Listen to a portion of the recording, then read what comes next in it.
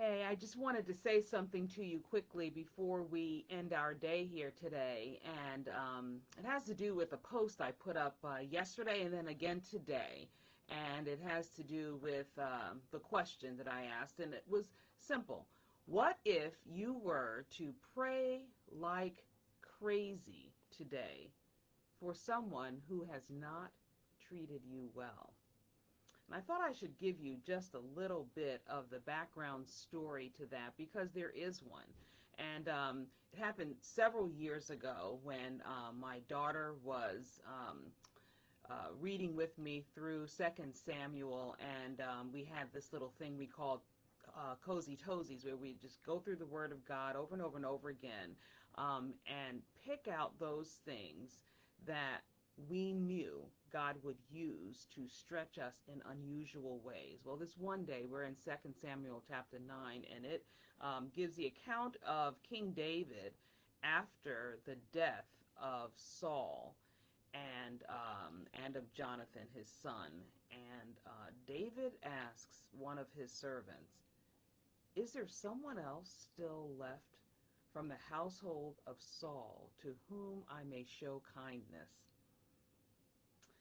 And that just kind of gripped me because Saul, as many of you remember, um, I joke about talking to serial Sunday school girls. You hear me say that all the time, but it's true. Many of you have heard this story. You know it very well, back and forth. And I'd like you to just jump in there a little bit deeper. You know that Saul has chased David by this time for his life, and he meaning David, must be exhausted by this time.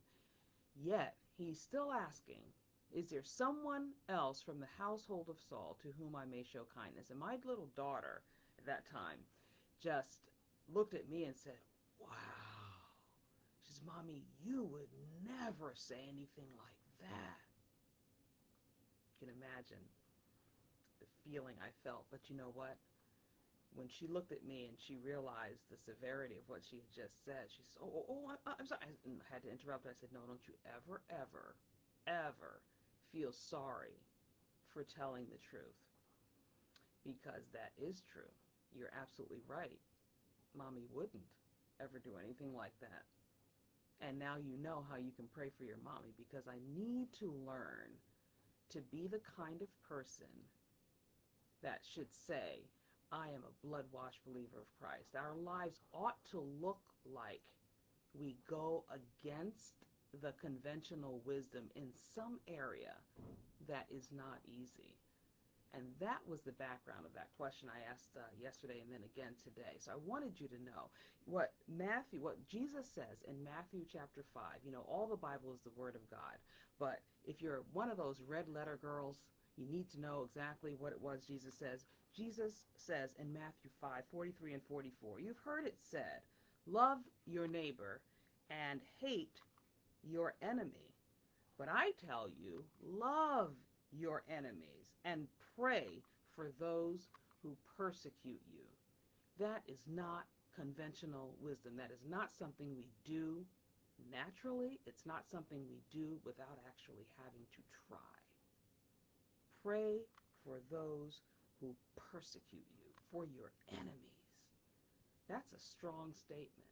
And I have to tell you, it's a challenge for me, and I thought I'd share that with you because it ought to be a challenge for you too. And if you're living here in the United States of America and you've been awake at all at any part of this week that we are just about to complete, there's plenty of things that we can be praying for, plenty of things that are going to go against the grain for us one way or another, that we need to be the people of Christ in the midst of. We need to be different. We need to go against the conventional wisdom. So that's my challenge to you for this weekend. Matthew 5:43, 44. Check it out for yourself. In 2 Samuel chapter 9.